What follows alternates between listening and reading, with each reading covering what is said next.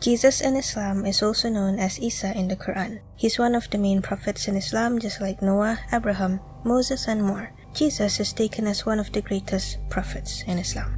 Now, for his summarized long story, it started with Mary, or Maryam, who was born into a pious family practicing Judaism. She was raised in the Temple of Jerusalem to be fully devoted to God, Allah, for all her life. Though before her entry, there were some disputes as only men were accepted into the temple, but Zachariah, Mary's uncle, who was also a prophet, helped her into the temple. So her uncle built her a separate room in the temple for her to devote herself to Allah without being disturbed by anyone. One day, an angel, Gabriel, came to her bringing a message from God that she will have a son very soon. Of course, she was asking questions like, how? And Gabriel answered, if God wished it, it will be, saying that it's almost exactly like how Adam was made from clay. Anyways, who knows what she was feeling at the time? Pious or not, she was still a virgin, no husband, and soon to be mother. Will people even believe her? That question must have also been on her mind.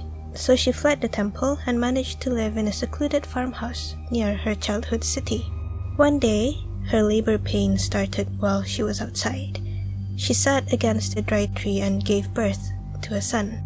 In pain, she hoped she dies, but suddenly she heard a voice nearby. This could be one of the angels or baby Jesus talking here, it wasn't fully clear. The voice said that God has placed a small river below for her to drink from, and told her to shake the dry tree behind her that has miraculously regained life to get some ripe dates for her to replenish her energy. She was also told that when she goes back to the city, she were to fast in terms of not speaking just that day for Allah, and to just let things go with the flow. Following these instructions, she went back to the city, and just like her early worries, people were already starting to say bad things about her. So all she did without talking was point to her son. Then, to the confusion of everyone there, the baby spoke. It was baby Jesus, and he said that Allah has given him the gospel and made him a prophet. Also, he, as a slave of Allah, was asked to perform the prayer and zakat as long as he lived, and to be dutiful to his mother. Of course, not everyone would believe such things, especially the ones that didn't see it happening for themselves. Anyways, fast forward to adulthood when he does all the miracles. The miracles were to show the power of Allah and to show that he was not a man of lies. So there was the clay bird that was brought to life, healing of the blind and the leper, and resurrecting people as proof that God is almighty. There was also the feast he had for his disciples, who wished to see themselves a miracle from God to strengthen their faith. The feast wasn't really bread and wine, but it was a table spread with food that came from the sky, aka the heavens.